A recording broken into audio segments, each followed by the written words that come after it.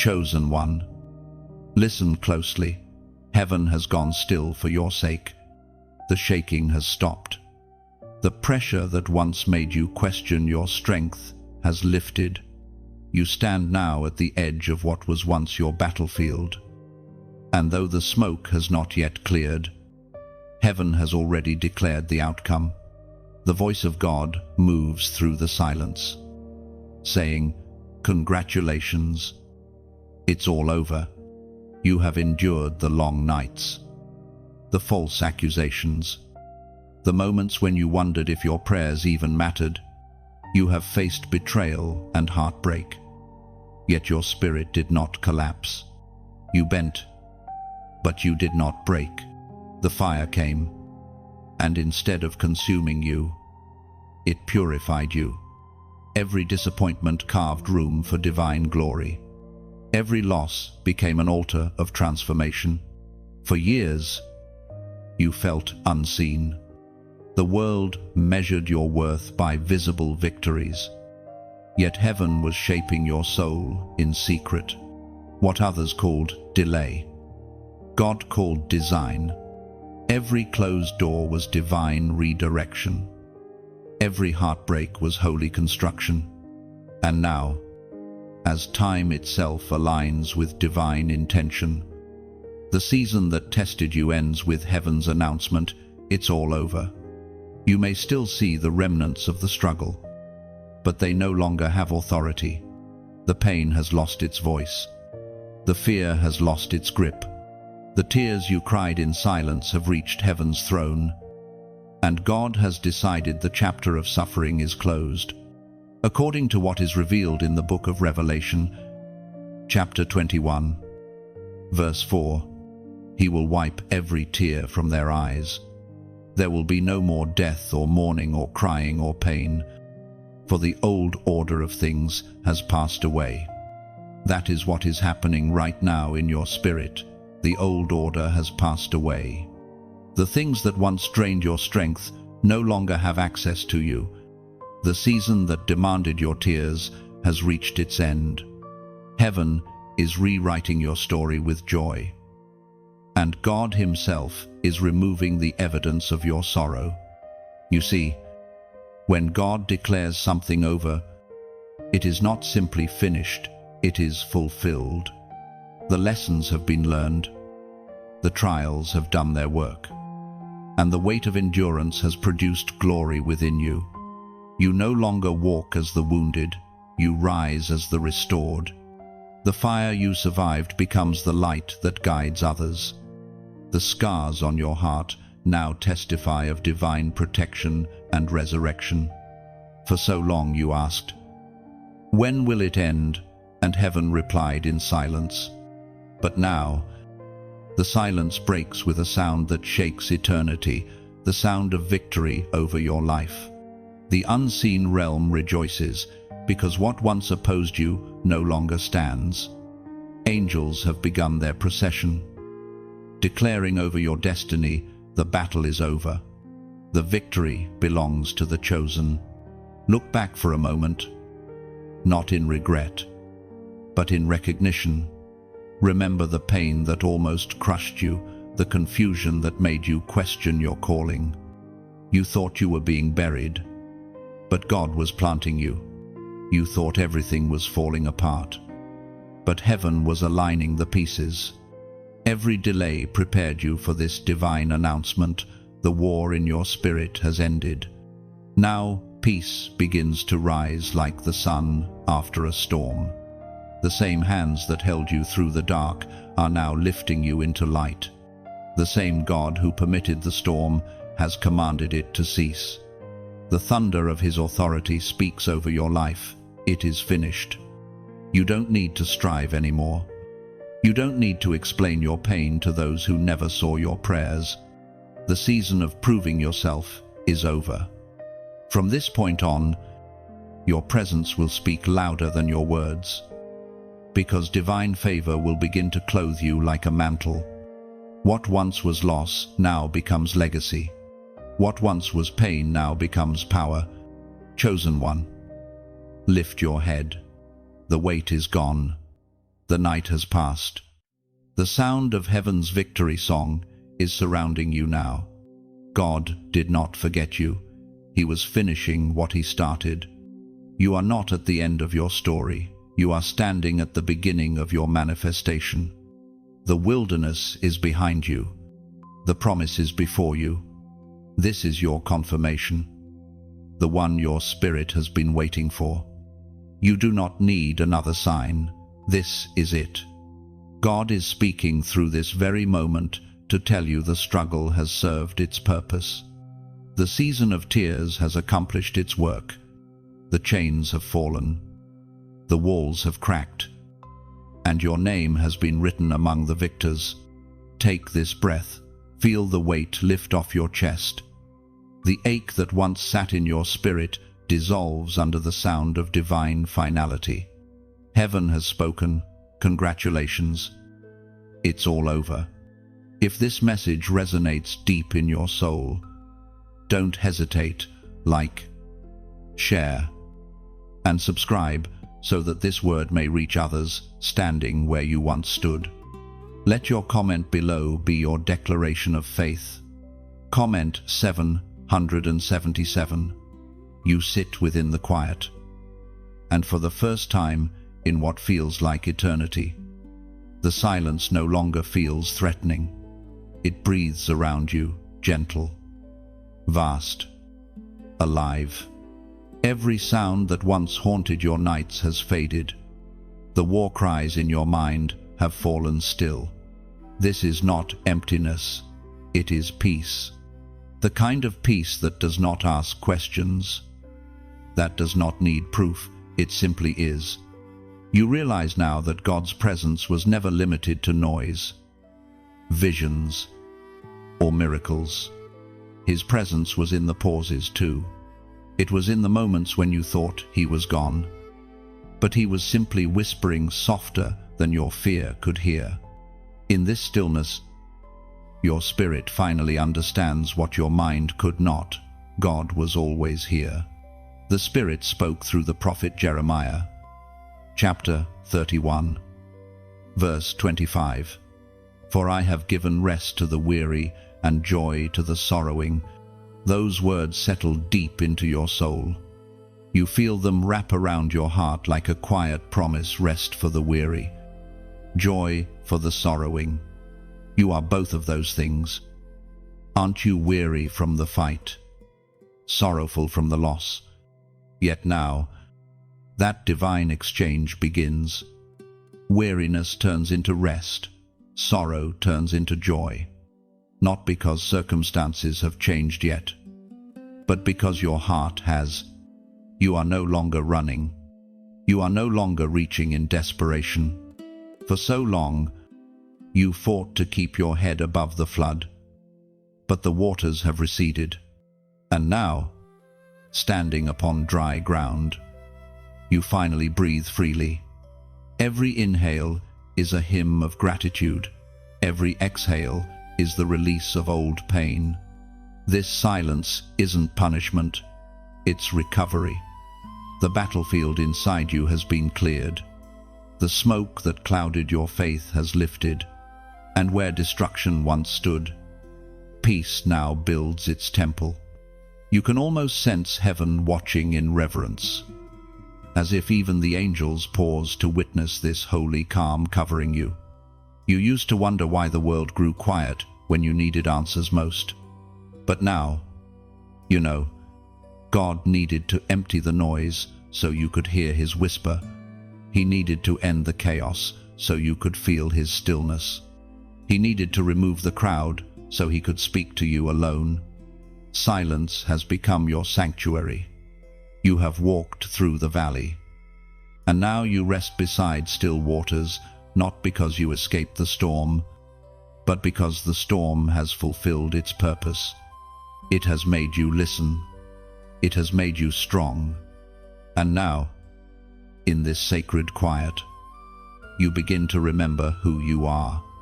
Not the version that fought for approval, nor the one that lived in survival mode, but the true one, the chosen one, the one created not to chase, but to carry divine peace wherever you go. You realize that strength isn't found in constant motion, but in stillness under God's control. You don't need to strive anymore. Heaven has already declared the victory. You don't have to demand clarity. Peace itself has become your answer. The moment you stopped fighting, the war lost its grip. The moment you stopped questioning, faith took root. God's peace is not the absence of trouble, it's the presence of divine authority. It whispers, "You are safe now. You are seen. You are held." Every wound begins to close, not through effort, but through surrender. You feel it, the healing, subtle yet certain, weaving through your soul. You look around at your life and notice small signs of renewal. The heaviness in your chest has lightened. The fear that once hid in your thoughts is losing power. This is what divine restoration feels like, not sudden fireworks, but a sunrise that slowly reveals what's always been there. You are no longer waiting for permission to rest. God has already given it. You are no longer begging for peace. Peace has found you. The silence, once unbearable, now feels sacred because it holds His voice. The quiet has purpose. It isn't the end of communication, it's the beginning of communion. For the first time, your spirit and heaven breathe in rhythm. Every heartbeat says, "It's finished. It's all over." And your soul answers, "Then let there be peace." You finally understand this isn't the silence after loss, it's the silence before resurrection. You close your eyes, and for a moment, it feels like the world has stopped moving. There is no demand, no noise, no race to keep up with, only breath and presence. The same presence that once parted seas and calmed storms now rests gently upon you. It feels unfamiliar and yet deeply known, like coming home after wandering too long. This peace is not fragile. It does not depend on what tomorrow brings. It is a fortress built within you, carved by every trial you have endured. You realize now that what the storm could not steal, it only strengthened somewhere deep within. Gratitude begins to rise. Quietly, purely, you whisper, "Thank you, Lord." And heaven whispers back, "Rest now. It's over." You wake to a new awareness. The air feels different, lighter, charged with something holy. It's not just the end of a battle, it's the birth of clarity. For the first time in a long time, you're not reacting to pain, you're responding to purpose. What once made you tremble now seems powerless. You've crossed the invisible line between surviving and reigning. You start to understand that every hardship was heaven's classroom. Every unanswered question was God's way of carving depth into your soul. Nothing was wasted, not a single tear, not one lonely night. The divine plan was unfolding even in silence. And now, it reveals itself piece by piece. You were never being destroyed, you were being rebuilt. As written in the scroll of Habakkuk, chapter 2, verse 3, "For the vision awaits an appointed time, though it lingers. Wait for it. It will certainly come and will not delay." And now, that appointed time has come. The waiting season has expired. You no longer walk in uncertainty, but in revelation. God's timing, once confusing, now appears perfect, so precise that even your detours make sense. The closed doors, the rejections, the delays, they were not rejections at all. They were divine preservation. You see, When heaven plans a resurrection, it first allows the burial. You had to lose something so that new life could rise from the soil of surrender. You had to let go of what could not follow you into destiny. The pruning was painful, but it was never cruel. It was surgical love, the kind that removes what hinders your healing. The silence that once tormented you has now become your teacher. You've learned that peace is not passive, it's powerful. It speaks louder than chaos. It shields you from confusion. And it reminds you who you are when the world forgets. You don't chase validation anymore, you carry truth. You don't beg for acceptance, you walk in favor. This transformation didn't happen overnight. It happened in the moments when you almost gave up, but didn't. It happened when you prayed, "God, I can't." And he whispered back, "But I can." It happened when you trusted him without seeing results. When you chose faith over frustration, those moments rewrote your spiritual DNA. And now, heaven looks at you and sees readiness.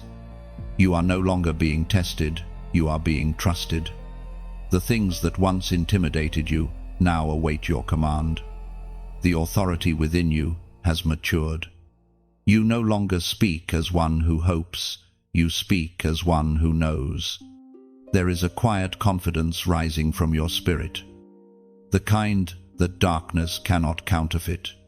This is what it means to be chosen, not perfect, not untouchable, but unshakable.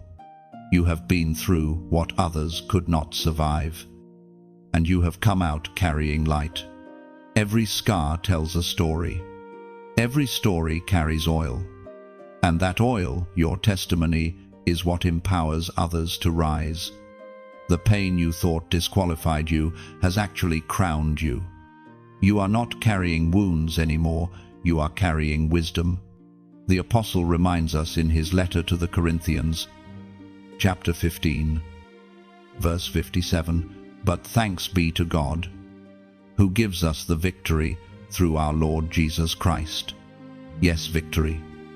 Not the kind that shouts from a mountaintop, but the kind that breathes quietly through healed hearts.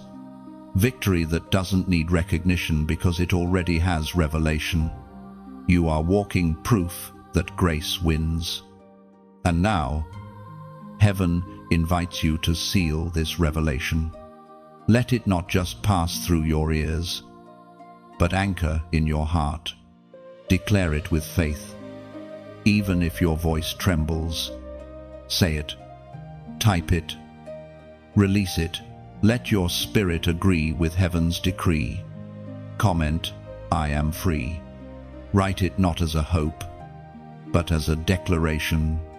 You are free, free from the old story, free from the fear that controlled you, free from the version of yourself that only knew how to fight.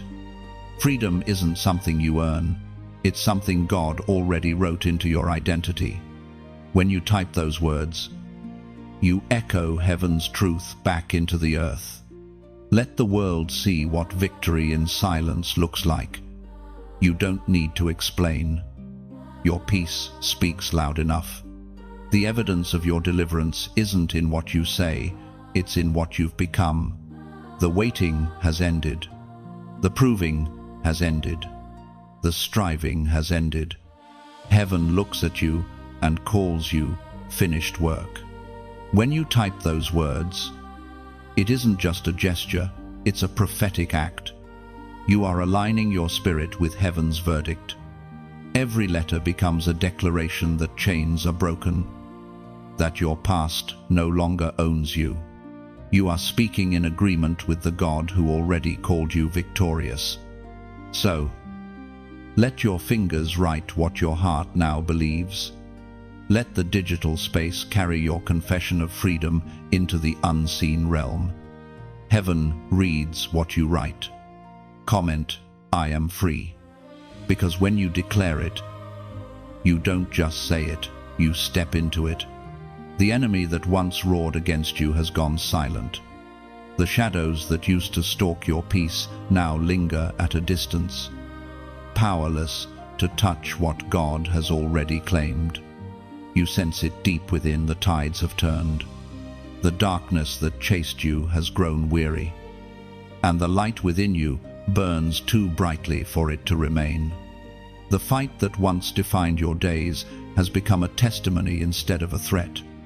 You have entered a new phase one, where recognition replaces resistance, and revelation follows every wound.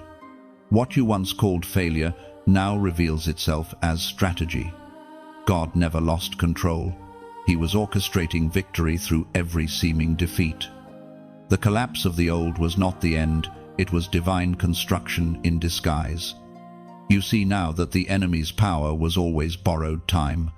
Every attack, every whisper, every trap, it was allowed only to reveal who you are when pressed. The fire was permitted so the gold within you could surface. What the enemy built to break you, heaven used to build you. There is a stillness in your spirit that used to be foreign. You no longer fear the sudden wind, the unexpected shift, the uncertain tomorrow. You've learned that divine control often looks like human chaos. You've learned that surrender is stronger than struggle. Every battle you faced taught you that the enemy cannot defeat what God defends. Heaven speaks clearly through the words in Deuteronomy. Chapter 20, verse 4. For the Lord your God is the one who goes with you to fight for you against your enemies, to give you victory. You understand now victory was never something you earned. It was something already written. The fight was only meant to reveal that truth to you. The greatest illusion of the enemy was to make you believe you were alone, when in fact, every moment you were surrounded by unseen armies. The collapse of the enemy's camp did not happen by your strength. It happened by divine decree. What was plotted against you disintegrated under the weight of heaven's word. Those who conspired against your peace are now witnesses to your restoration. What was once mockery now turns into awe. You do not need to retaliate or explain. The proof of your deliverance is not in arguments, it's in elevation. God has lifted you beyond the reach of what once tormented you. The tables have turned not by vengeance, but by divine justice. You can feel it in the atmosphere, a quiet reversal. The same voices that once doubted you now echo your strength. The same paths that once rejected you now open with ease. The same fear that used to paralyze you now bows to your authority. This is what happens when heaven intervenes. What was meant for harm becomes the stage for glory. The enemy underestimated one thing: your endurance. He thought your breaking point would end your faith, but it only deepened it. You did not shatter, you sharpened. You did not fall away, you fell into purpose. Every accusation, every delay, every betrayal forged a deeper knowing within you that no weapon formed against you can prosper when God is your defender. It's strange, isn't it, how peace can follow battle so quickly? One moment you were fighting to survive, and now you are walking through stillness, almost unsure what to do with your freedom. But this is what divine victory feels like. It's not always loud or dramatic. Sometimes it comes quietly, humbly, wrapped in peace that surpasses understanding. You don't need to look over your shoulder anymore. The season of constant defense has ended. The enemy cannot follow you where God has taken you. That territory, those old fears, those familiar patterns are no longer yours to inhabit. You have outgrown them. You have stepped into higher ground. And though the battlefield remains behind you, you carry its wisdom within you. You know now that fear is temporary, but faith is eternal. You know that every plan of darkness collapses under the weight of divine timing. You know that light doesn't need to fight darkness, it simply replaces it. What once was war is now worship. What once was chaos is now calm. You are not standing in ruins, you are standing in revelation. You see the purpose behind every wound, and it no longer hurts, it humbles you. You see how God allowed the enemy to test you, only to show that you could not be broken. There is no revenge in your heart, only gratitude. You do not curse your enemies, you thank God for using them to awaken your strength. You are proof that endurance turns into elevation. And now, the one who once stood trembling before giants has become a giant in faith. The collapse of the enemy was not the end of your story, it was the beginning of your authority. The victory wasn't just about survival, it was about revelation. You now walk with the awareness that you are covered, guided, and unstoppable. The enemy fell because heaven stood. The chains that once held you have melted away. And now, what remains are pieces of gold where iron used to be. Every scar shines like proof that pain has purpose. You no longer carry the weight of yesterday, you carry the crown of endurance. The transformation is not only spiritual, it's visible. There's a light in your eyes that wasn't there before. The kind that only comes from walking through darkness and finding God waiting at the end of it. This is the season where your chains turn into crowns. The same things that once restrained you now testify of your freedom. The same moments that broke you have become jewels in the story of your becoming. You are not the same person you were when this began. You are stronger, wiser, softer, more like the one heaven always knew you could be. It was proclaimed in the second letter to Timothy. Chapter 4, verse 7, I have fought the good fight. I have finished the race. I have kept the faith. And so have you. You've walked through trials that seemed endless. Yet here you stand, faith intact, heart alive. The race you thought would break you has instead crowned you with perseverance. You are not defeated, you are decorated. Heaven has placed honor upon your endurance. You may not realize it yet, but this is a moment of divine exchange. The weight that once pulled you down is being transformed into wings. You no longer walk, you soar. This is what happens when grace touches the remnants of your suffering. It turns everything into glory. Look at your hands now, not empty, but open. Open hands are the sign of someone who has learned to release control and receive freely. You've learned that blessings flow where hands are not clenched. When you give, when you share, when you support, you become part of that flow. The kingdom of God moves through hearts that are willing. Every word spoken here, every message carried through these moments, is part of something larger, a river of hope that reaches people who are standing in the same darkness you once knew. When you share these words, when you like, when you subscribe, when you choose to sow even the smallest seed, you become part of that current of light. Think of it like a candle, one small flame lighting another until the entire night glows. When you give, not out of pressure but out of love, you hand someone else a flame. You say, I've seen the light. Let me help someone else see it too. That's what every act of sharing, every quiet subscription, every humble donation does. It carries the light forward. No one is asked to give out of fear or guilt. True giving flows from freedom. It's not an obligation, it's an offering. Just like how your heart once opened to receive hope, now it opens to release it. When you donate, you are not paying for something, you are watering the tree that once gave you shade. Every message you've heard here exists because someone, somewhere, believed that the light should keep spreading.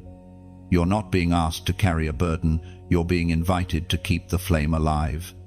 If these words have brought you peace, healing, or hope, let that gratitude become motion.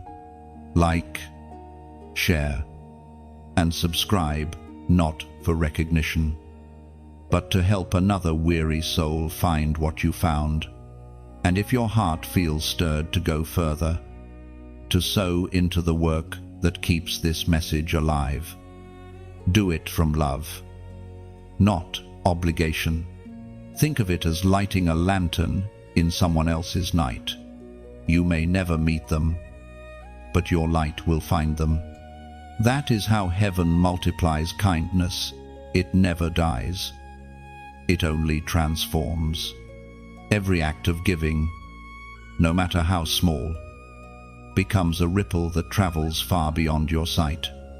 It reaches the one who needs a word, a sign, a reason to keep going.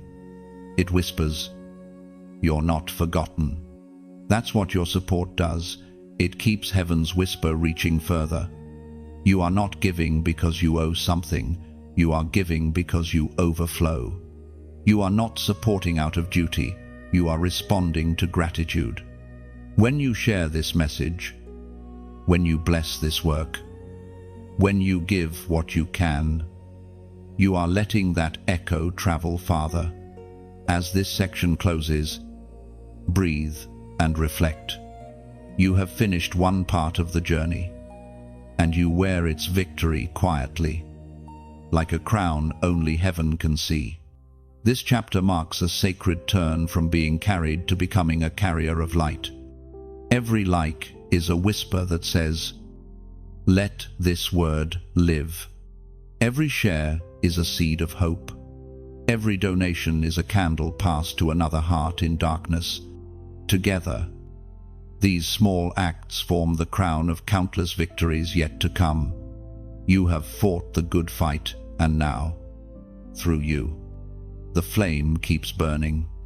The waiting has ended. You can feel it deep within your spirit. Something sacred has shifted.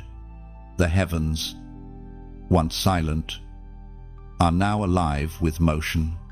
What you prayed for, what you cried over, what you almost gave up on, begins to align quietly behind the veil. The delay has expired. The command has been given. The words echo through eternity like a final seal upon your struggle. It is finished. You may not see the full picture yet, but your soul knows. There's a peace moving through you that cannot be explained, only recognized. The weariness that once sat heavy on your shoulders is lifting. The dust of the old season is falling away. You are stepping into something divine, something long promised and perfectly timed.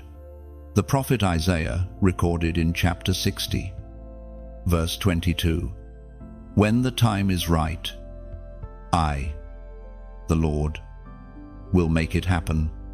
Those words unfold before you now. Everything that seemed frozen begins to move. Everything that once resisted your progress suddenly yields to grace. You don't have to force what heaven has already decided. God is not asking you to chase, He's asking you to receive. This is what prophetic release feels like, not a rush of noise, but a divine stillness filled with power. You can sense that heaven has opened its gates. The angels who once stood watch are now carrying instructions. Doors that refused to open before now unlock with ease. Conversations that once ended in silence now lead to favor.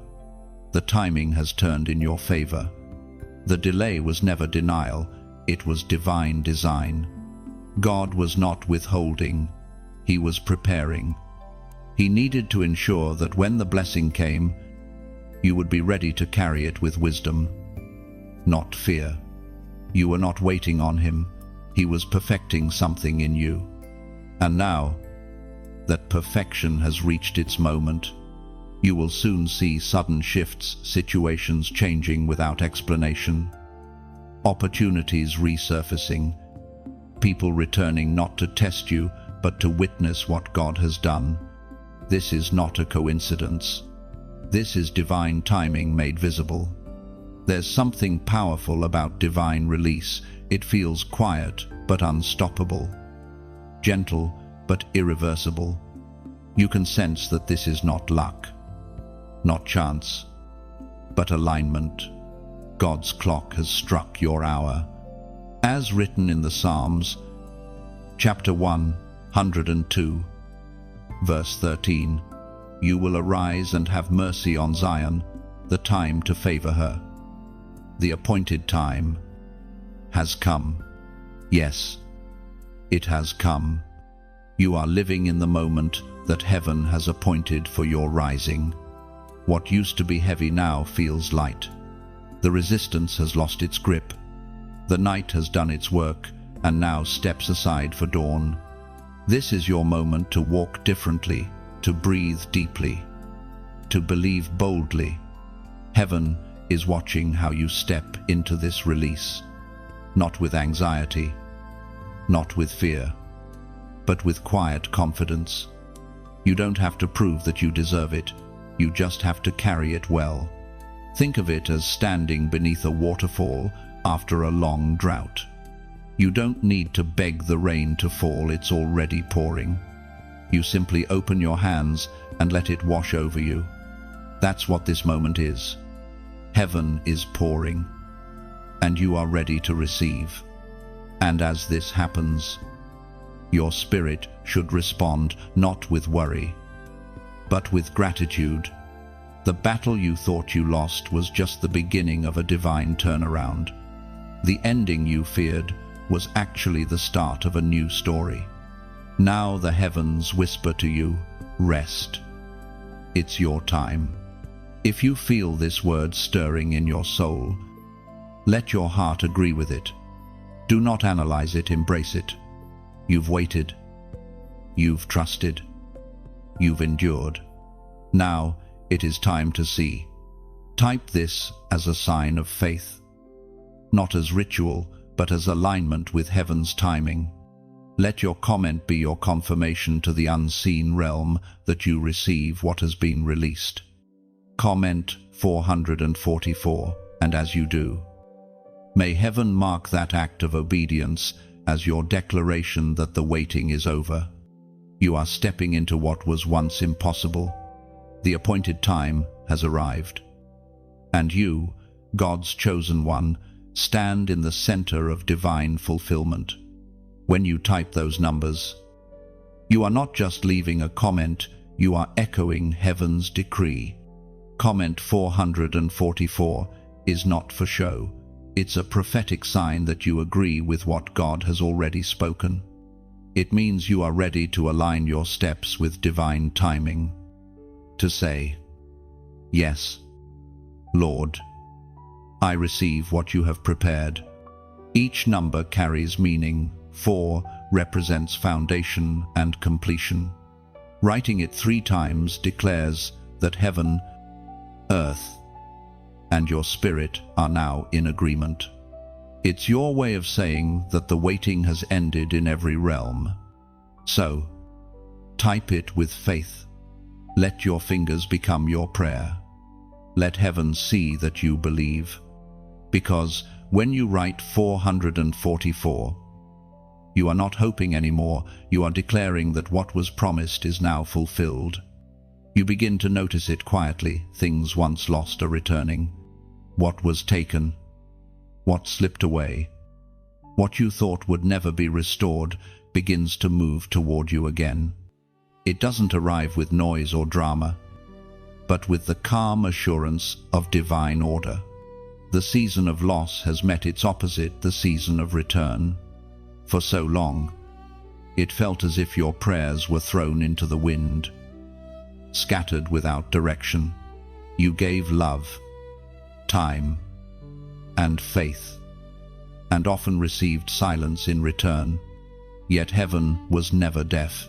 It was collecting what belonged to you. holding it until the right moment. Now that moment has come. Restoration doesn't always look like what was lost. It often returns better, refined by time and purpose. The same God who allowed the stripping away is now sending renewal. You will not receive replicas of the past. You will receive resurrection things reborn, stronger and purer than before. As declared in the book of Joel, chapter 2, verse 25, I will restore to you the years that the locust has eaten. Those words reach into your heart like light through a crack in the clouds. The years you thought were wasted were not lost, they were invested. The pain that once felt pointless was the soil of your preparation. Every tear watered something unseen. And now that hidden garden begins to bloom. It starts subtly. Small signs first. The call you weren't expecting. The opportunity that vanished suddenly reappears. The relationship that ended finds healing. The dream you buried begins to stir again. None of it is random. Every return is scheduled by heaven. Every restoration is a signature of divine mercy. You begin to realize that what left you was never truly gone. It was being reshaped in the hands of the Creator. You were being refined too, learning patience, discernment, trust. What you're receiving now isn't simply the return of what was taken, but the revelation of who you became while waiting. Restoration is not just about getting back what you lost. It's about becoming someone who can hold it properly. You couldn't have carried these blessings before. They required growth. Now, with clearer vision and deeper wisdom, you can receive without fear, without grasping, without losing yourself again. The Spirit whispers, I'm bringing it back, but it will not look the same. You nod, because you finally understand that divine restoration is creative, not repetitive. It doesn't repeat the past, it redeems it. Every pain becomes purpose. Every delay becomes design. And every disappointment becomes doorway. There is a sacred symmetry in how God restores. The pieces don't just return, they fit better than before. The friendships you thought were gone forever are reborn with truth. The opportunities that once failed now carry favor. Even the parts of you that felt broken beyond repair begin to mend in ways you didn't know were possible. You realize, too, that not everything will come back. Some things were never meant to, and you are at peace with that. Because now you understand what doesn't return was never stolen, it was released. Heaven always replaces loss with purpose. You no longer cling to the old, you trust the new. The divine exchange continues. Where you once felt empty, you now overflow. Where you once cried, you now create. The same hands that once trembled from pain now rise in praise. You no longer look at your scars as reminders of what you lost, but as evidence of what you gained: wisdom, resilience, grace. This is that reaping season. The tears you sowed in private now produce visible fruit. You don't need to chase it, it's finding you. What belongs to you recognizes you. Now it knows your name, your voice, your light. What you lost in confusion is returning through clarity. This return is gentle but undeniable, the same way dawn quietly pushes away the night. Restoration replaces emptiness with fullness, grief with joy, questions with understanding. You are witnessing what it means for God to make all things new, not just around you, but within you. Even as you stand in gratitude, something deeper stirs a realization that restoration isn't only a gift, it's a calling. You are now a vessel of renewal for others. The way God restores you becomes the pattern through which others will be restored. Your testimony is not just your victory, it's an invitation for others to believe again. And so, you stand not just as a recipient of return, but as a carrier of revival. Everything that left your life had to go so something eternal could take root. Now it grows in you, quietly, beautifully. This is the full circle moment heaven promised. The years weren't wasted. The loss wasn't final. The pain wasn't purposeless. Everything led to this moment of quiet, sacred restoration. And deep within your soul, you finally whisper, "It was worth it." There is a new sound rising around you. It is not the sound of battle anymore, it is the sound of celebration. The air feels different, lighter, almost musical. You can sense it before you even hear it. Heaven is rejoicing. The long night that once echoed with the sound of weeping now hums with the rhythm of victory. You have crossed from tears to trumpets, from sorrow to song. You may not have realized when the change began, but it's clear now your season of lament has been rewritten into praise. What once felt like mourning has become melody.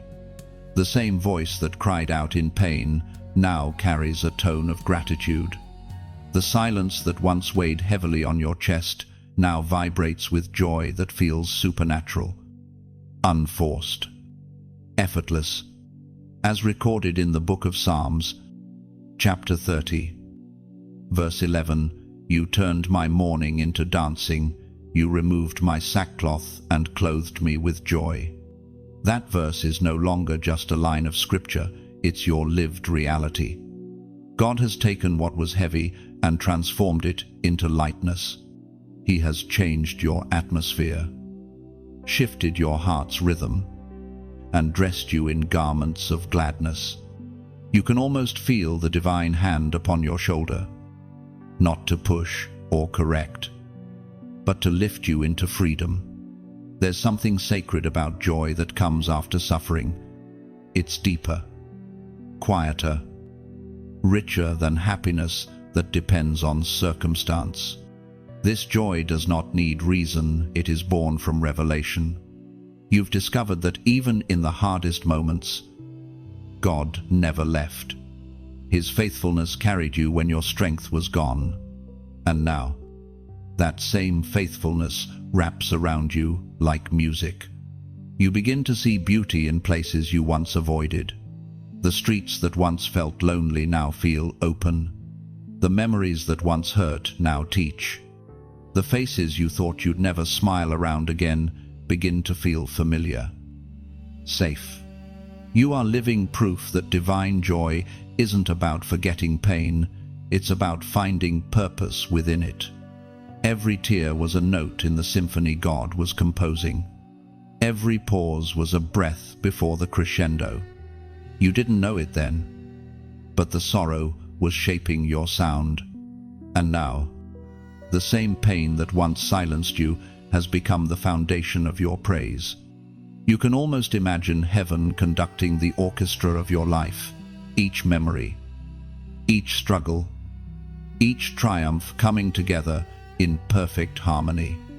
Nothing wasted, nothing random, every broken chord resolved into beauty. It feels strange at first, doesn't it, to laugh without guilt, to rest without fear, to wake up and not brace yourself for disappointment. This peace feels almost too soft, too kind, but it's real. You've simply forgotten what joy feels like because the battle lasted so long.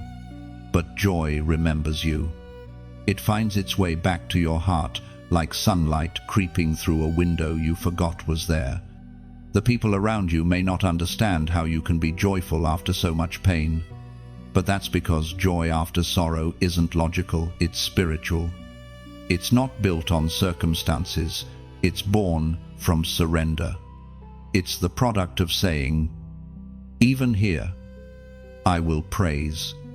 And when heaven hears that, it multiplies the sound until your whole life becomes a song of gratitude. You have entered a sacred exchange, ashes for beauty, heaviness for praise. And this time, the joy will last. It won't fade with emotion or depend on external peace. It's the kind of joy that holds its ground even when storms threaten again, because it is rooted in knowing God has already turned everything around. Look around you. Do you feel it? The heaviness has lifted. The darkness has loosened. The air is different because heaven is near.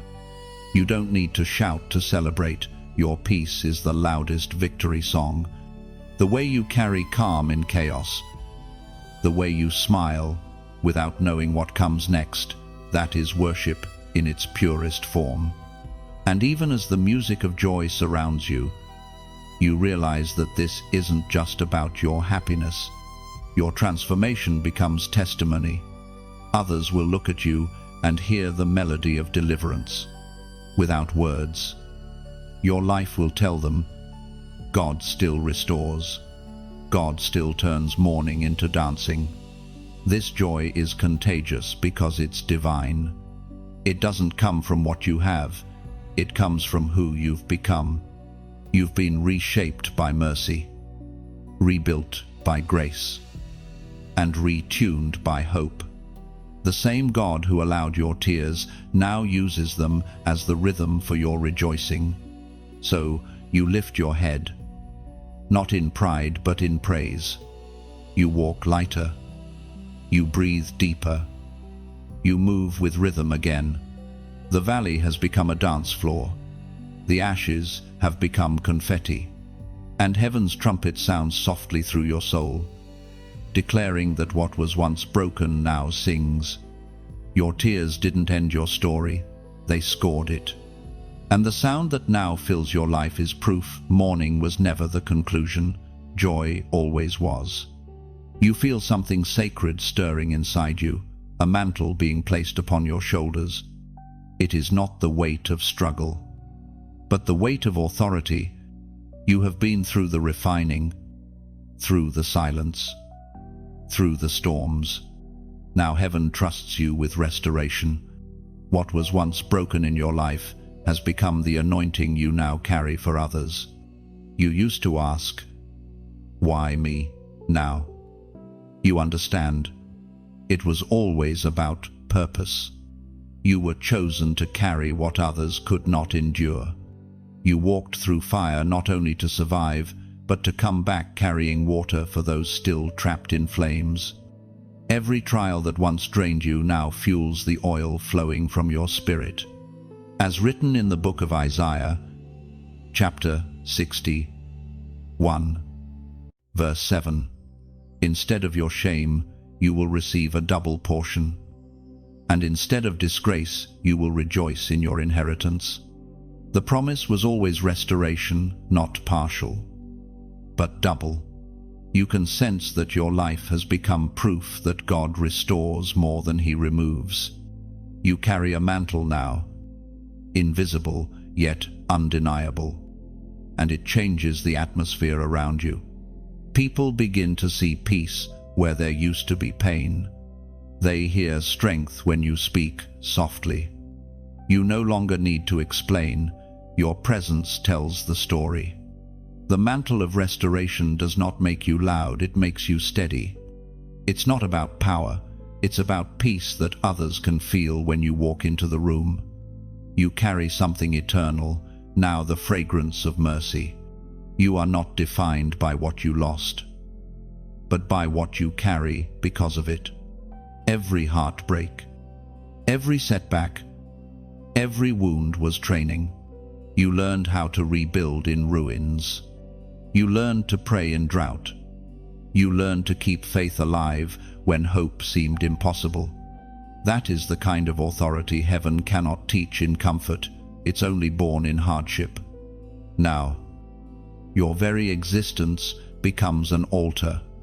People drawn to you will not even understand why they'll feel something in your words. in your presence, in your stillness. It's because you carry evidence that God still restores. You've become a living message of recovery, a breathing reminder that loss was never the end. You are a vessel of healing now. You speak, and hearts find courage again. You pray, and peace returns to chaos. You walk, and new paths form beneath your feet. This is not by your strength, but by the Spirit that chose to rest upon you. Heaven has marked you as one who carries restoration. This anointing cannot be faked or borrowed. It is earned through surrender.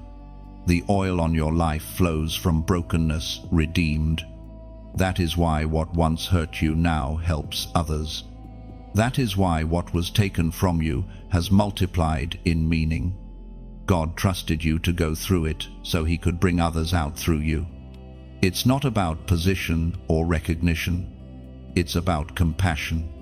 You don't seek to be known, you seek to be useful. You don't crave attention, you crave impact. You've been entrusted with the kind of wisdom that cannot be taught, only lived. There is a peace that follows you now, one that others can feel but cannot explain. That peace is not personality, it's presence. It's the sign that the mantle of restoration has settled upon your spirit. You are no longer defined by your pain, you are defined by what you do with it. You are a restorer now, someone who carries divine recovery wherever you go. The same God who turned your tears into testimonies now uses you as a vessel to heal others. What He did for you, He will do through you. The grace that lifted you will now flow from you. The mantle does not come to make you more, it comes to make others whole. And through you, heaven will begin to rebuild what was lost. Families will heal, hearts will soften, hope will return, all because you said yes to the call to carry light. This is who you've become, the evidence that broken things can live again. And that is your power, your purpose, your divine inheritance. Comment, carry the fire. Type it as a declaration of calling. It means you are ready to hold the light you once searched for, to walk into dark places carrying warmth, hope, and healing. When you write it, heaven reads it as your acceptance of divine responsibility. The moment you say, "I am ready to shine where others have fallen," when you type "carry the fire," you're not just writing words, you're claiming your assignment. That phrase means you accept the light God placed in you and vow to keep it burning, even when others grow cold. It's not about fame, it's about faithfulness. So, type it as an act of agreement. Let heaven see that you understand what you carry, now a holy flame meant to guide, to heal, and to remind the world that hope still burns. The air feels softer now, as though heaven itself has exhaled. You've crossed through the hardest parts, the breaking, the silence, the rebuilding, and now you find yourself standing in a gentle field of stillness. The war has ended, not because the world around you changed, but because peace has taken residence within you. You can finally breathe again. You can finally see without fear. You are not the same soul who began this journey. The storms that once made you tremble have become your teachers. The waiting that once exhausted you has become your wisdom. Everything that once felt like a loss has turned into quiet strength. What remains is pure, simple faith, the kind that doesn't need proof to believe. As recorded in the Gospel of John, chapter 8, verse 12, "I am the light of the world. Whoever follows me will never walk in darkness, but will have the light of life." That light lives in you now. You no longer chase it, it flows through you. It colors the way you see others, the way you forgive, the way you move through every new day. It softens your tone, steadies your breath, and turns your footsteps into rhythm. You are walking light now, and wherever you go, darkness makes room for you. You have become part of something divine, a current that moves quietly through kindness, compassion, and grace. It's not about perfection anymore. It's about presence. You are the evidence that light still works, still reaches, still redeems. And as this light grows, it seeks connection. That's what light does. It doesn't stay in one place. It spreads. When you like, when you share, when you subscribe, when you give, you are not just interacting, you are reflecting. You are passing the light forward, one act of faith at a time. Imagine your engagement not as clicks, but as sparks. Every like is a heartbeat of gratitude. Every share is a beam extending into someone's midnight. Every subscription is a thread woven into the tapestry of faith. Every donation is a drop of oil poured into the lamp that keeps burning. You're not asked to do these things out of duty, but out of delight, the same way sunlight spills freely through a window. Your participation allows the message to reach places it couldn't go alone. It's not about obligation, it's about overflow. When something touches you deeply, it's only natural to let it move through you, not stop with you. Think of it like standing beside a river. You can keep your hands still, or you can let the water run through your fingers, knowing that what flows through you refreshes others downstream. That's what it means to share light, to keep the river of grace moving. And when you choose to sow, to give, to donate, see it as planting seeds in soil you've already seen bloom. You are not paying for a message. You are nurturing the ground where miracles grow. Every seed you plant becomes a future word that finds another weary soul in need of hope. The beauty of giving is that it never diminishes you, it multiplies you, just as a candle loses nothing by lighting another. Your generosity becomes the echo of heaven's abundance. You give because you remember how it felt to receive light when you were in darkness. You give because the flame that saved you now burns within you. And this is what makes it sacred. It's voluntary. No one can demand it. True generosity can only come from freedom. You choose. You move. You give because you believe. Every gesture, small or great, is written in light, and heaven reads it as worship. So, when you listen, when you linger, when you respond, know that you are part of something eternal. You are helping build a cathedral made not of stone but of spirit, a place where stories like yours and mine meet under the same grace.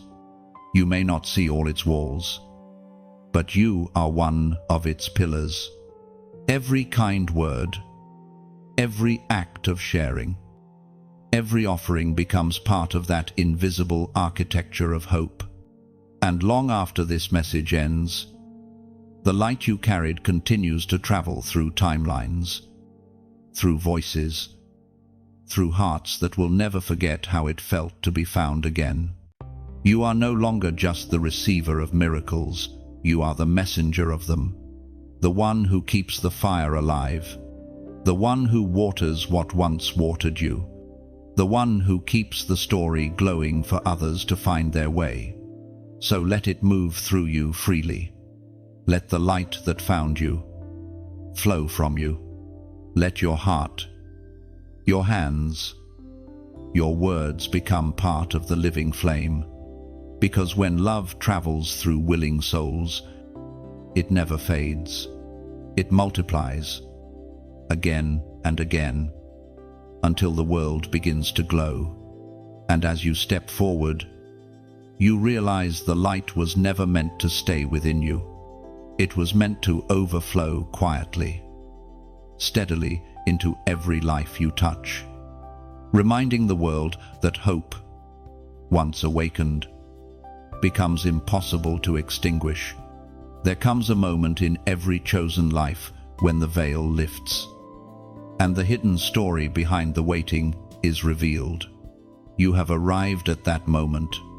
The pieces that never seemed to fit now align like constellations across the dark sky of your past. You begin to understand why the silence lasted so long, why the path was narrow, why the doors didn't open when you begged them to. What felt like delay was divine design. What seemed like abandonment was preparation for revelation.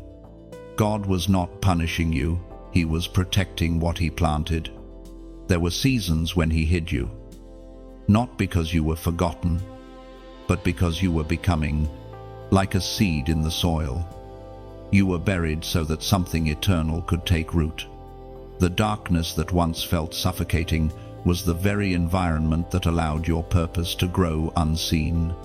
The prophet Isaiah wrote in chapter 45, verse 3, "I will give you the treasures of darkness, riches stored in secret places, so that you may know that I am the Lord, the God of Israel, who summons you by name."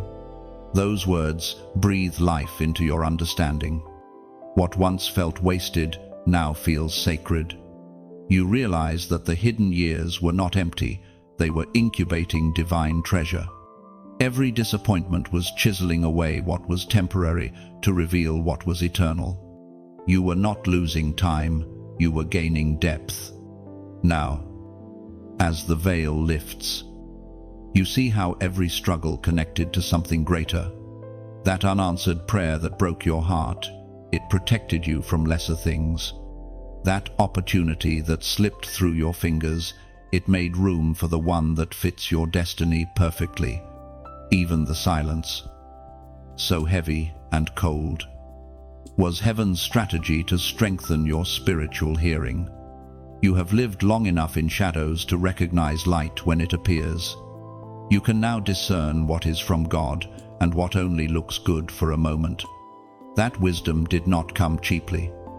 It was formed in nights of confusion, in prayers that ended with tears, in moments when faith was your only companion. And now, you see why the journey required so much patience. God was not just preparing blessings, He was preparing you to hold them.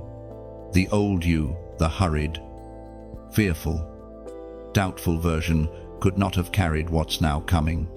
But the refined you, the surrendered you, the one shaped by both pain and praise, is ready. You understand that hiddenness is holy. It is where God teaches you to depend on His voice instead of applause. It's where you learn that validation is fleeting, but purpose is eternal. While others were seen and celebrated, you were being sculpted in silence. Heaven does not rush the making of masterpieces. Now, the covering is being lifted, and what was once concealed begins to shine. People will call it sudden, but you know it's the fruit of unseen faithfulness. Every time you stayed when it hurt to stay, every time you obeyed when it didn't make sense, those moments built the foundation you stand on now. The unveiling will not be about your success, it will be about God's faithfulness. The story is not that you never fell, it's that you never stayed down.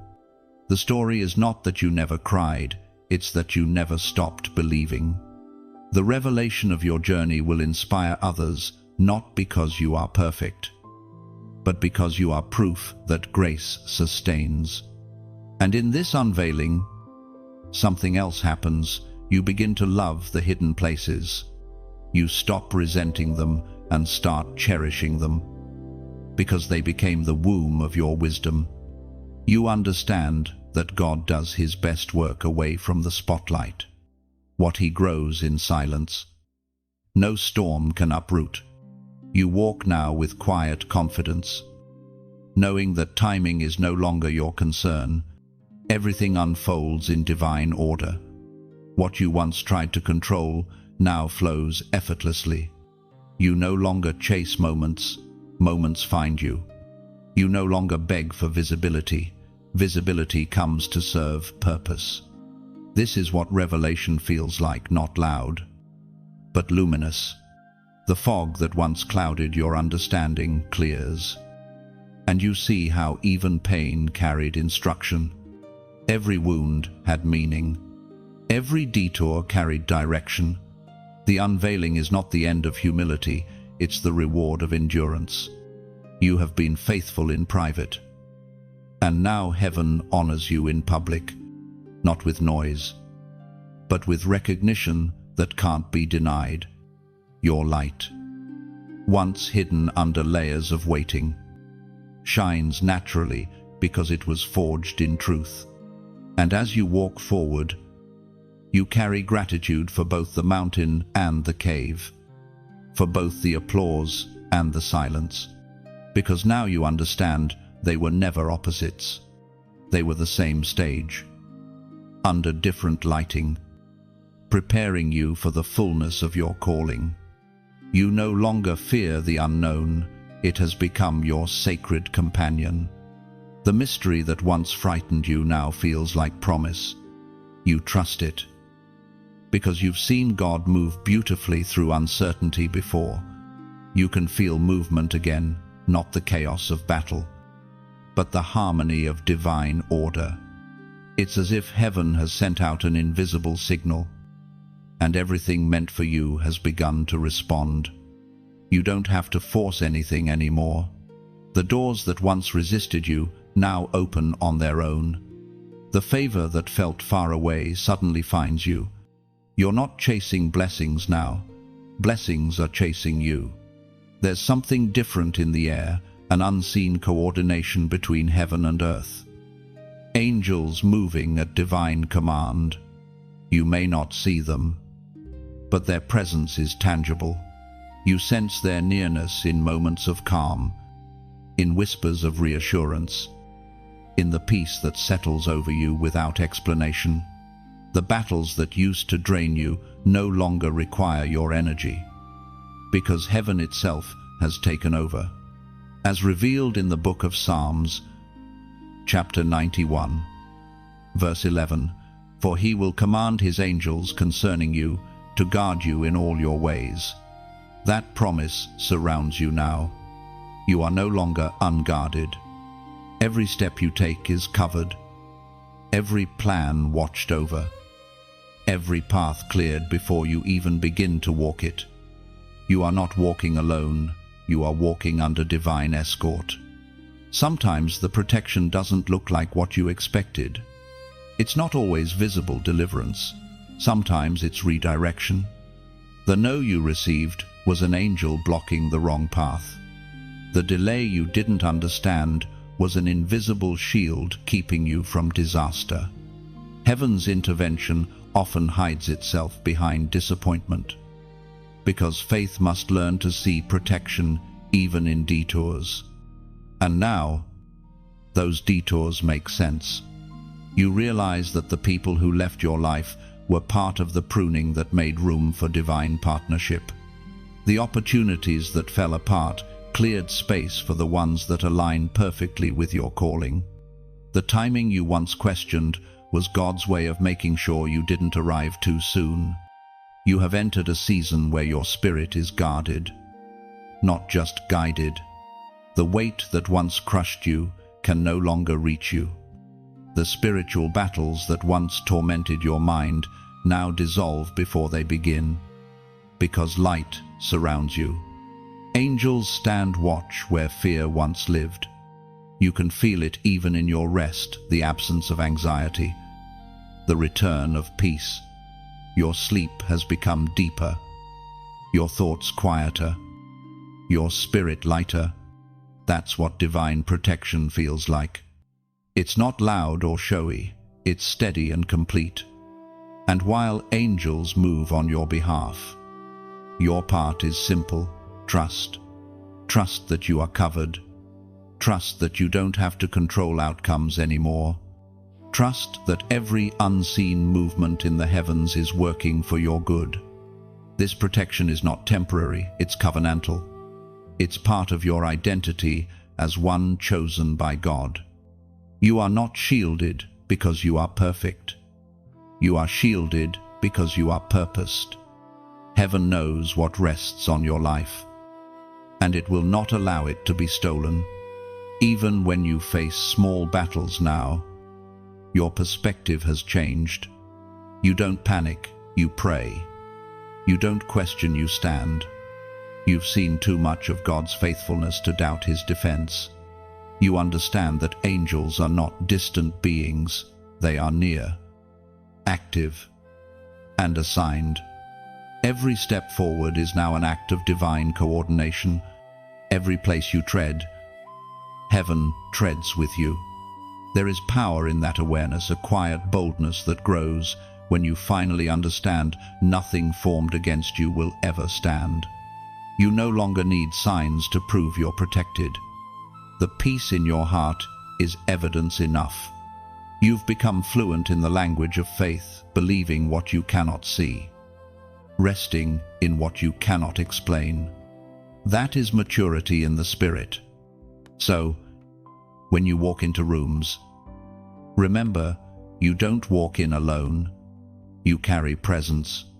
You are escorted by purpose, surrounded by unseen guardians who ensure that every word spoken against you fails before it forms. If this word speaks to something deep within your spirit, mark it in faith.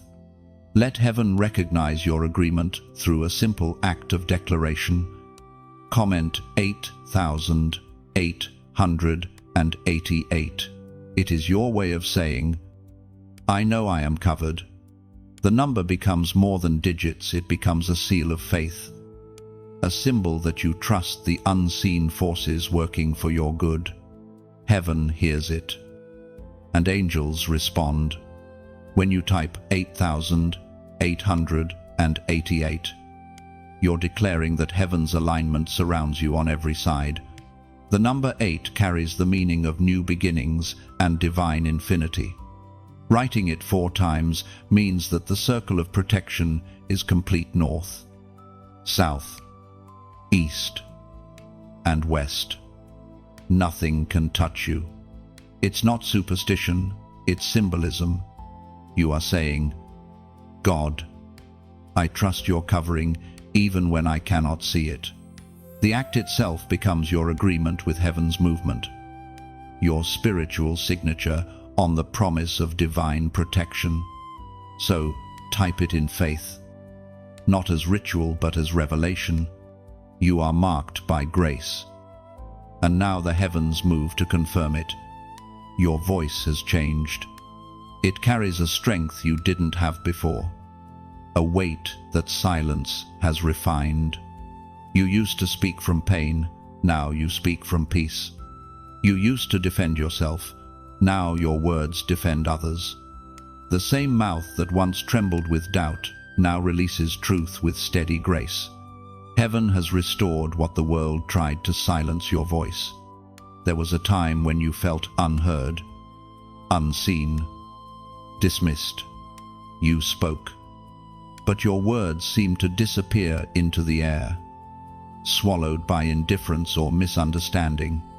But God heard every whisper, every cry, every unspoken prayer buried under the weight of exhaustion, while others ignored your voice. Heaven recorded it. While people turned away, God leaned closer. Now that divine attention manifests as restoration. The silence that once crushed you has given birth to articulation. Your words are no longer cries for help, they are declarations of healing. The authority that comes from surviving struggle has made your voice dangerous to darkness. When you speak now, chains tremble, as declared in the Gospel of Luke, chapter 1. Verse 64.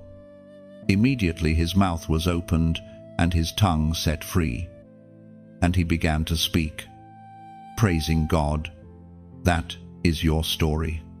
Your mouth has been opened again, not just to talk, but to testify. The season of enforced silence is over. God has given your voice back. And this time it carries the weight of revelation. You no longer speak to prove your worth. You speak to proclaim His goodness. Your voice carries oil now. It doesn't need to be loud. It needs only to be true. Every word born from healing has authority. Every sentence carries life. When you speak, even softly, you release the fragrance of redemption. It reaches further than you realize. There are people you'll never meet whose hearts will be steadied by the sound of your words. For so long, you were silenced by fear, fear of rejection, fear of being misunderstood, fear of being too much. But now that fear has lost its grip, you've discovered that your voice was never meant to please everyone. It was meant to awaken those who are sleeping in the same silence you once knew. When you speak truth, heaven amplifies it. You might not see it, but your obedience reverberates through spiritual spaces. Every word spoken in faith becomes a spark in the dark. Every testimony, a trumpet announcing that God still moves. This restoration of voice isn't about platform or audience. It's about purpose. It's about knowing that your words matter because they carry the breath of the one who redeemed you. You are not echoing pain anymore. You are releasing prophecy. You've also learned the sacred rhythm between speaking and silence. Not every moment requires words. The wisdom of waiting has made your speech more potent. You know when to speak life and when to simply let your presence speak for you. That balance is what gives your voice its new power. Your silence once felt like weakness, but it was never weakness. It was wisdom growing in secret. Now that it's time to speak again, your voice doesn't come from impulse. It comes from intimacy with God. Every word is filtered through grace. Every phrase carries perspective. You are no longer reactive. You are prophetic. The enemy worked hard to muzzle you because he knew what would happen when you finally spoke in faith. He feared the sound of your truth.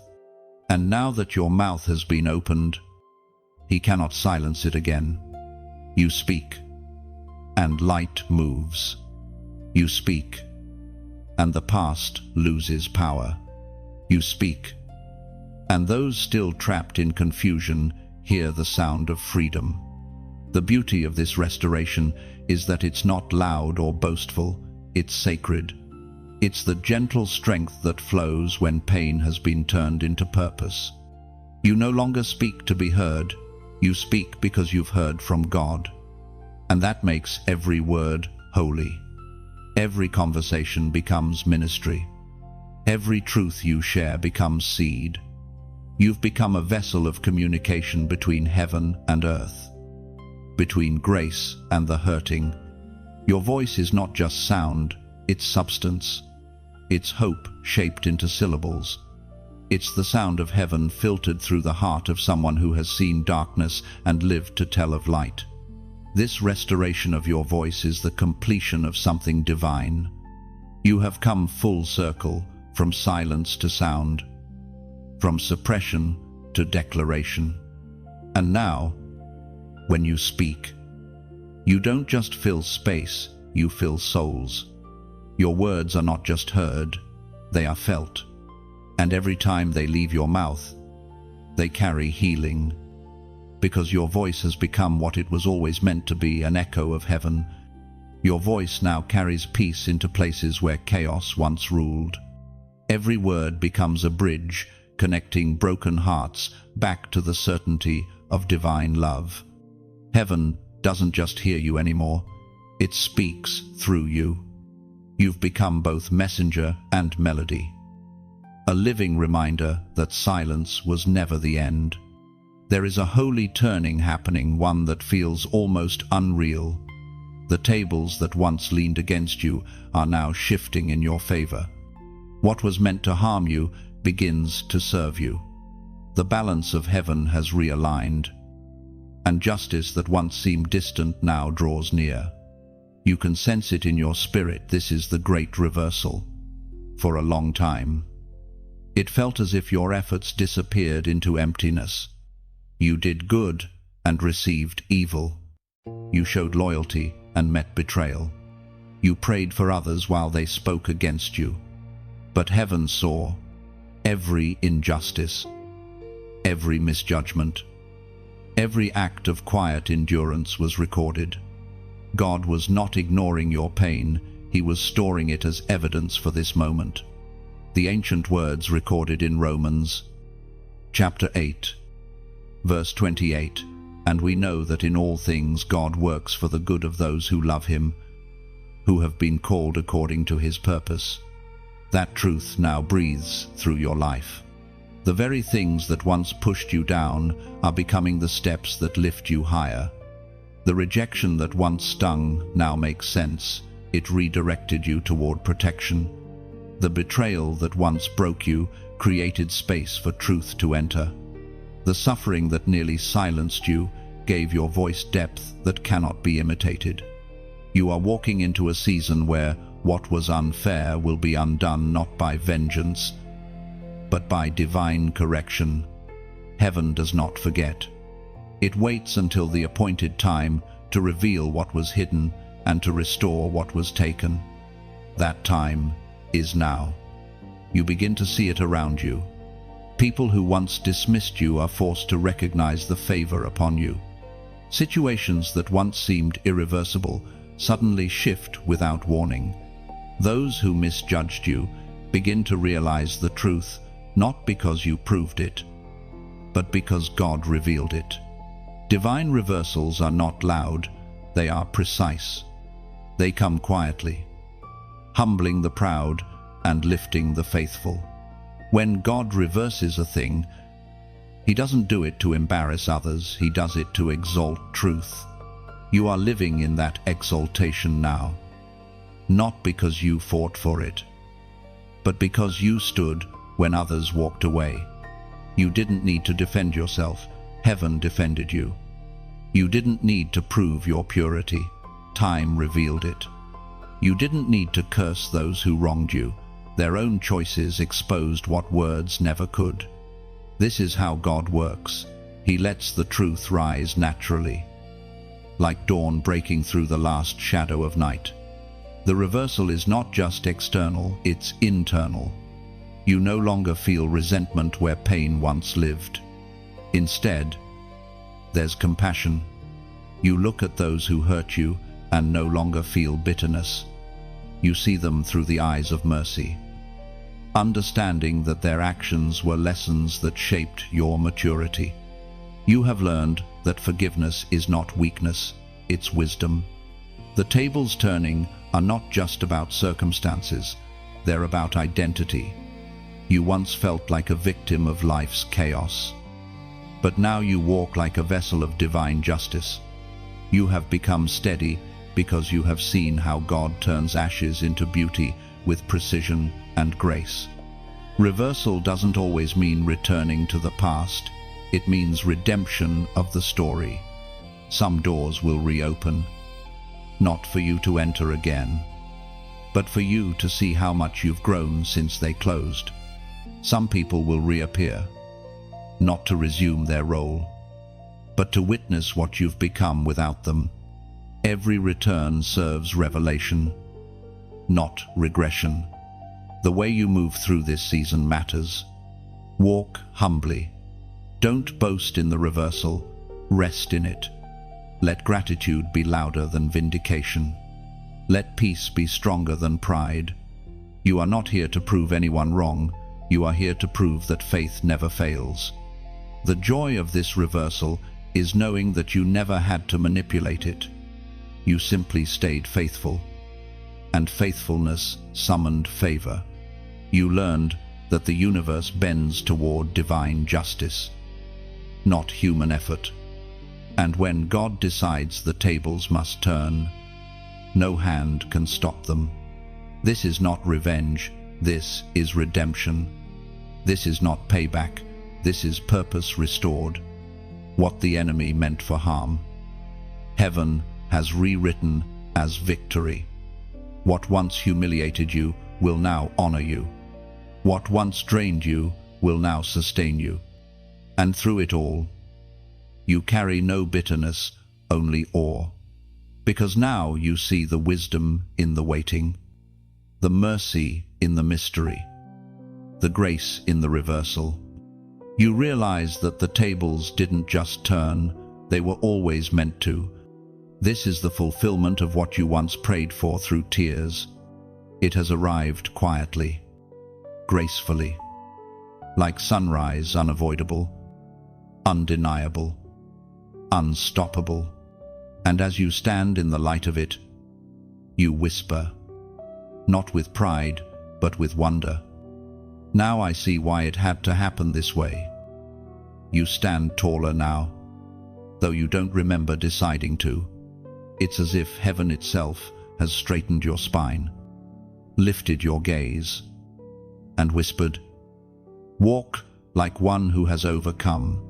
The season of breaking has passed, and the oil of victory rests upon you." You can feel it not as pride, but as peace. You are no longer waiting for approval. You are wearing a crown that was placed by unseen hands. Everything about you speaks differently now. You don't need to announce your growth. It moves quietly through your presence. You no longer chase validation, you carry confirmation. Heaven has marked you, not with titles or applause, but with stillness that radiates strength. You've become what you were always meant to be, a crowned vessel of light. As written in the second book of Samuel, chapter 22, verse 40, "You armed me with strength for battle, you humbled my adversaries before me." That verse breathes truth through you. Every fight, every wound, every test built the armor you now wear. You are not crowned for survival, you are crowned for service. The glory you carry is not for display, it's for direction. You are meant to guide others through the same darkness that once swallowed you. And yet, this crown is light. It doesn't weigh you down, it reminds you to bow. True royalty in the kingdom of God is never about dominance, it's about devotion. The higher you rise, the more you kneel. That's the secret of every chosen one. Their power is born from humility. You are learning that your victory is not something to hoard, it's something to share. The light that sits upon your head is not meant to stay hidden, it was placed there to be reflected. When you let others see what God has done, you give them permission to hope again. This is why your voice, your story, your presence matter. They are not just reminders of pain overcome, they are invitations to healing. Your journey becomes a lantern that lights the path for those still wandering. So when you like, when you share, when you comment, when you choose to stay connected, it's not just an action, it's participation in the spreading of light. Every interaction becomes a ripple that moves through unseen waters, reaching hearts you may never meet. When you comment below, imagine it as leaving your candle on the altar, your flame joining thousands of others to form one living fire. Every word you write becomes a spark that tells heaven, "This light still burns in me." And if your heart feels stirred to go deeper, to sow into this flow of messages, to help this light travel farther, do it as an act of worship, not obligation. Think of it like watering a garden you once drew nourishment from. You're not paying for it, you're preserving it. You're helping the river continue its journey so others can drink. Every gift, every gesture, every seed, small or large, becomes part of something that outlives you. It becomes the echo of generosity, the evidence that light multiplies when shared. You are never asked to give out of pressure. You are invited to give out of overflow. And maybe your contribution isn't material at all. Maybe it's prayer. Maybe it's presence. Maybe it's telling someone who has lost faith, "Listen, there's still hope." That too is giving. That too is divine currency. This moment isn't about transaction, it's about transformation. When you choose to engage, to respond, to plant, you become part of the ongoing miracle. The same grace that reached you now travels through you. The same hand that lifted you now moves through your open palm. Your crown isn't meant to shine alone. Every act of kindness polishes it brighter. Every word of encouragement strengthens its glow. That is how heaven measures wealth, not by what you keep, but by what you release. So let your crown become a reflection, not a possession. Let your gratitude move. Let your peace speak.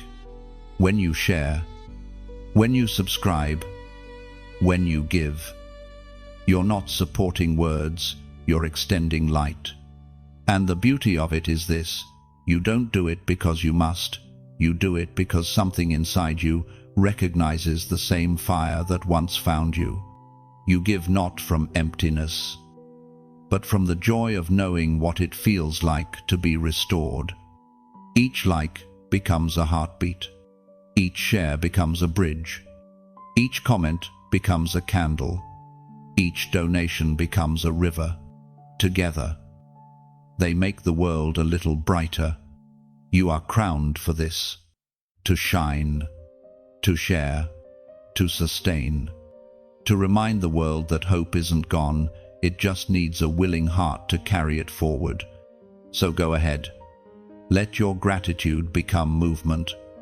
Let your faith become flame. And let your crown remind the world that light, when shared, never fades, it multiplies. Night falls softly now. It no longer feels like a threat, it feels like a pause. A breath between blessings. You sit beneath a quiet sky, no longer afraid of silence. You've learned that stillness is not the absence of God, but the atmosphere where He speaks most clearly. The stars seem closer tonight, as if heaven itself is bending low to whisper, "You've done well." You have walked through storms that could have ended you. Yet here you are, steady, stronger, quieter. The same hands that once trembled in fear now rest in faith. You've seen enough of divine timing to stop rushing. You've seen enough of grace to stop doubting. Everything that needed to break has broken. Everything that needed to heal has begun. The beauty of this moment is not in what you have gained, but in what you have released. You no longer crave constant motion. You no longer measure success by visibility. You've discovered that peace is the greatest proof of victory. You don't need to shout it. Your rest says it for you. As written in the Gospel of Matthew, chapter 11, verse 28. Come to me, all you who are weary and burdened, and I will give you rest. Those words wrap around you like a blanket. For years, you carried the weight of proving yourself, of trying to make sense of every season, of holding together what was already meant to fall apart. But now, you finally lay it down. You don't have to hold everything anymore. You've realized that faith is not about control, it's about trust. Rest has become your worship. In stillness, you honor the God who carried you when you didn't even know you were being carried. You understand now that the deepest form of praise isn't always a song, it's peace. It's the steady rhythm of a heart that no longer panics when it can't predict. You've grown into someone who no longer needs signs to believe. Your faith no longer wavers with emotion. It has become rooted, steady, unwavering. You can sit in silence and still feel His presence. You can walk through uncertainty and still feel guided. This is what maturity in the Spirit looks like, not perfection, but peace. You think back to the version of yourself who was always striving, always chasing, always fighting to be enough. You want to tell them it was never about deserving, it was always about belonging. You were chosen before you could prove anything.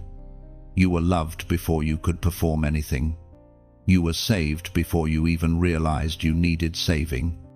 The night around you hums with quiet gratitude. Even the wind feels like a hymn.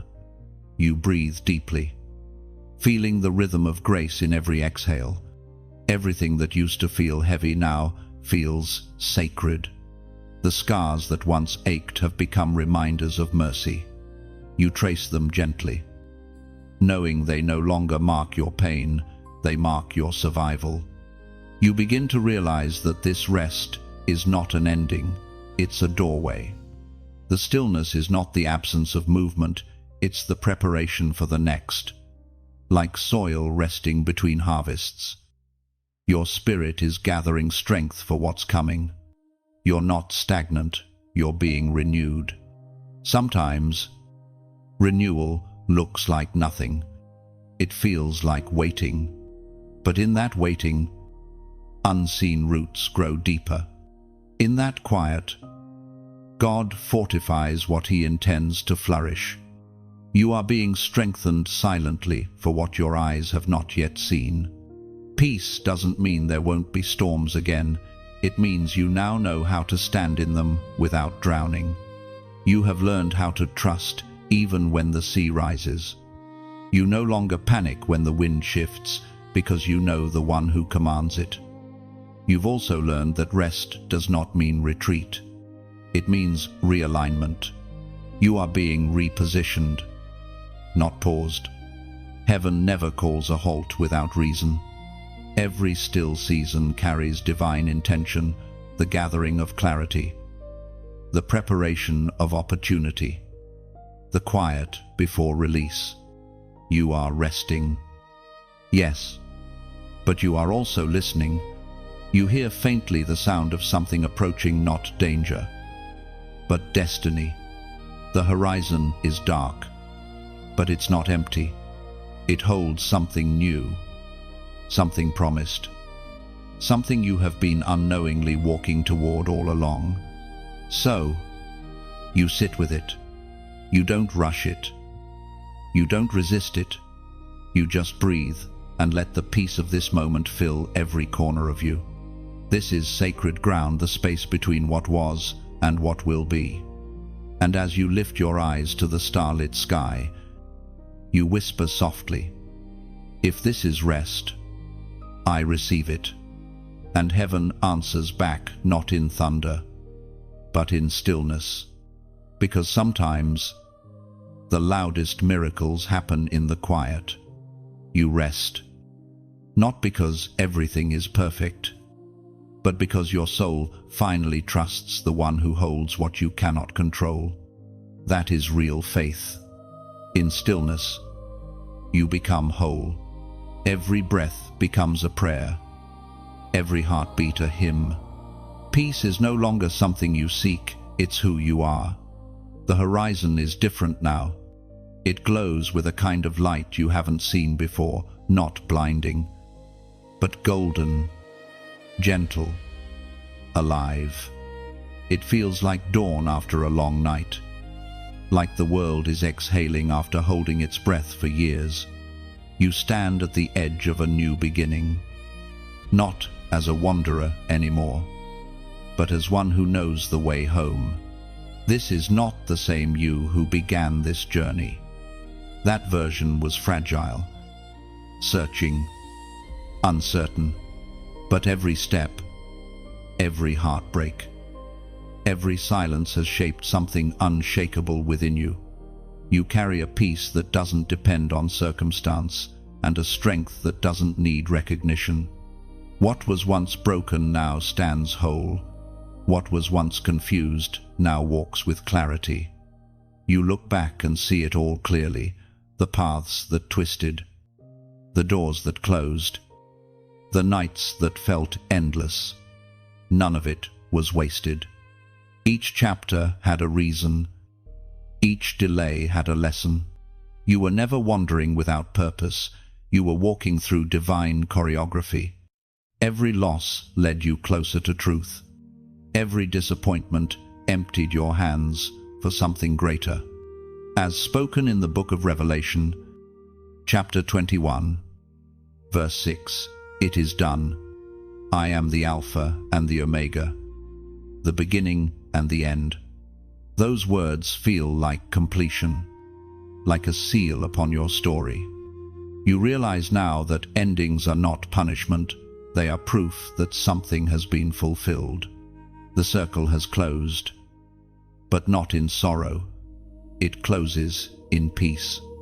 You are no longer fighting for survival. You are standing in fulfillment. There is a deep quiet around you now. Not empty, but sacred. The world hasn't changed much. But you have, and that changes everything.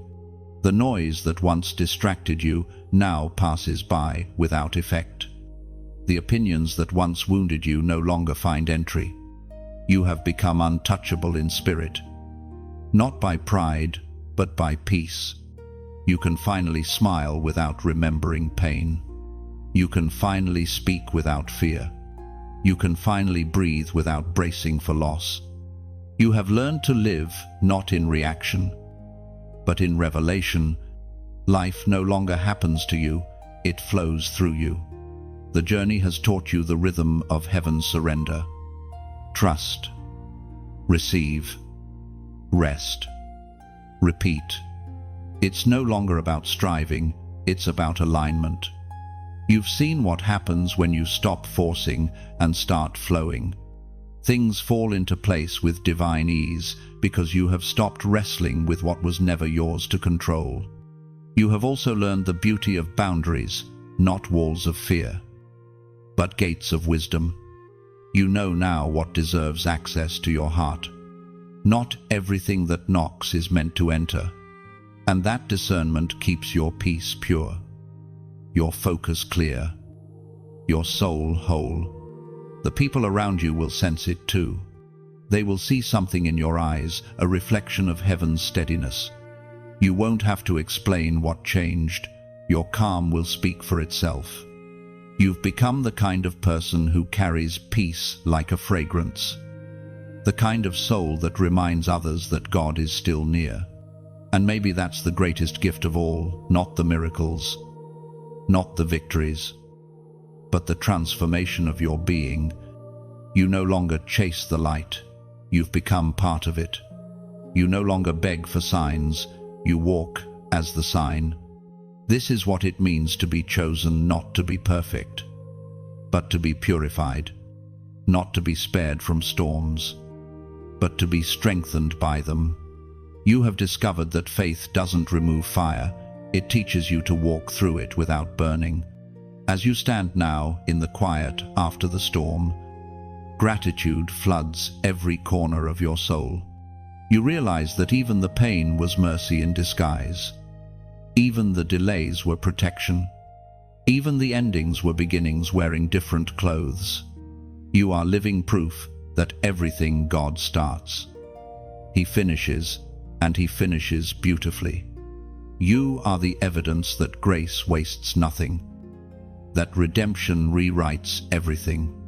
And though this feels like an ending, it isn't one. It's the doorway into an entirely new season, a season where peace becomes your default, and purpose your companion. The past has served its purpose. Now the future waits, not as an enemy, but as an invitation. You step forward with no fear. The unknown no longer intimidates you, it excites you. You understand now that faith doesn't ask for explanations, it asks for trust. And trust, for you, is no longer difficult, it's natural. There's no more striving, no more proving, no more searching, only resting in the knowledge that God has been faithful in every step. You don't need to see what comes next to know it will be good. So you lift your eyes toward the horizon, steady, glowing, endless, and you whisper, "It's all over, and it's all begun." The wind carries your words into eternity, and somewhere deep within, heaven answers softly, "Yes, well done." And now, it rests. The final word has settled like dew after a long night. Quiet but full of life. You've walked through the storm, stood beneath the silence, risen through the fire, and arrived in the calm of divine completion. What began as a whisper has become revelation. Yet the journey doesn't end here, it expands. Every word you've heard, every moment that touched you, is meant to move beyond this screen, like seeds carried on the wind. They find new soil in other hearts. When you like, when you share, when you comment, when you subscribe, you're not simply reacting, you're releasing.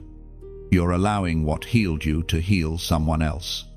Think of your interaction as sacred echoes. When you comment, it's not about visibility. It's a way of saying, "This truth found me." Each word you leave behind becomes a trail of light for someone still walking in darkness. When you share, you hold up a lantern that says, "Here, there's hope here."